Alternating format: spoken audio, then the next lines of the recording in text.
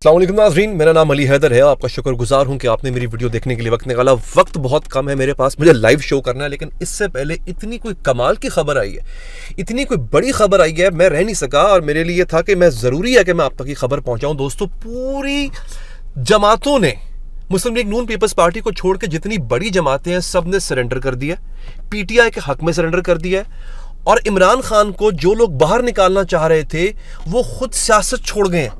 ये इतनी बड़ी ब्रेकिंग न्यूज़ है, आज तक की सबसे बड़ी ब्रेकिंग न्यूज़ है। दोस्तों, मैं आपको ये भी बता दूं कि इमरान खान से जब फैसला साजों ने मुलाकात की है, खबर ये आ रही है कि बड़ी अहम मुलाकात हुई है। असद तूर साहब ये खबर दे रहे हैं कि जनाब उस वक्त इमरान खान ने ये कह के एब्सोल्युटली नॉट कह दिया कि मुझे रिहाई नहीं चाहिए, बस ये जो धांधली हुई है ना, इस धांधली का हिसाब लूंगा मैं।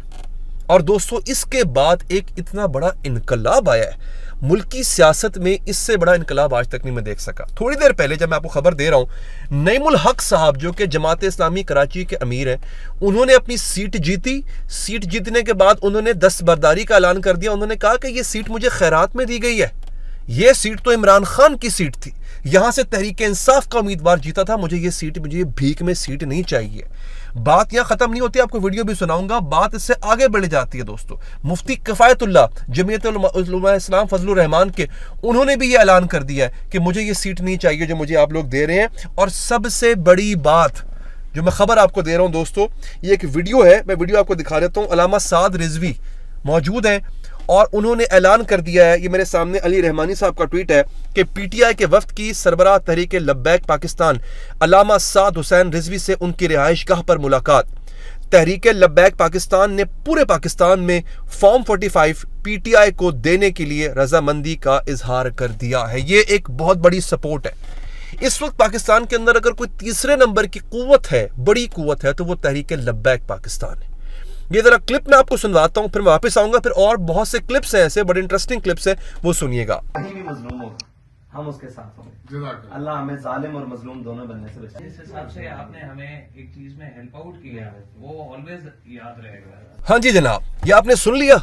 अब मैं आपको बता रहा हूं कि जिन लोगों ने इमरान खान को बाहर निकालना था, सियासत से बाहर निकालना था, वो खुद सियासत छोड़ गए हैं। थोड़ी देर पहले जहांगीर तरीन IPP इस्तेकाम पाकिस्तान पार्टी के सरबराह, उन्होंने इस्तीफा दे दिया। ना सिर्फ इस्तीफा दे दिया है, बल्कि उन्होंने सियासत से किनारा कशी कर ली है।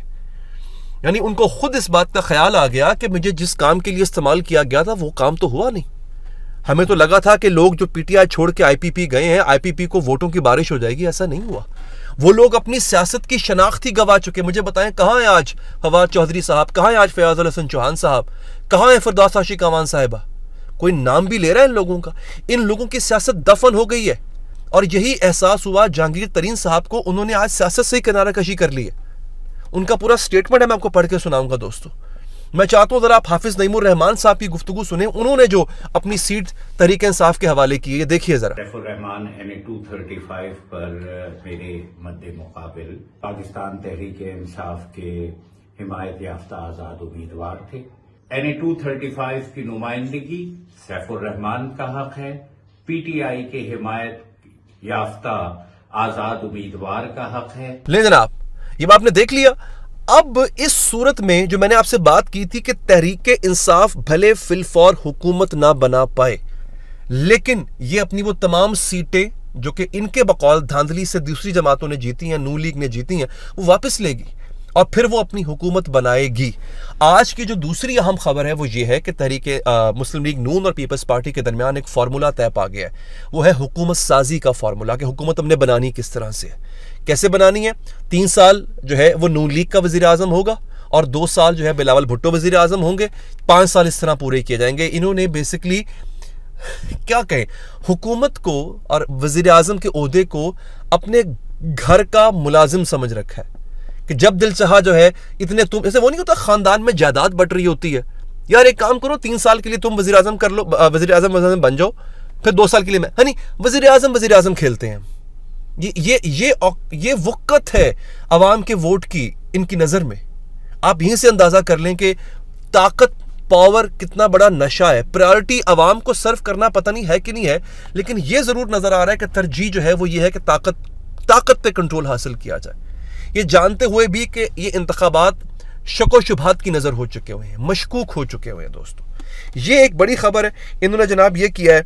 अच्छा, दूसरी बात जो बड़ी अहम बात है दोस्तों वो ये है कि जो बड़ी बड़ी पार्टियां हैं उन्होंने अब पाकिस्तान तहरीक इंसाफ के आगे सरेंडर करना शुरू कर दिया है और ये कहना शुरू कर दिया है कि जो वोट हमें पड़ा है दरअसल वो तहरीक इंसाफ का वोट था, हम इस वोट से, हम इस चीज़ से दस्तबरदारी का ऐलान करते हैं।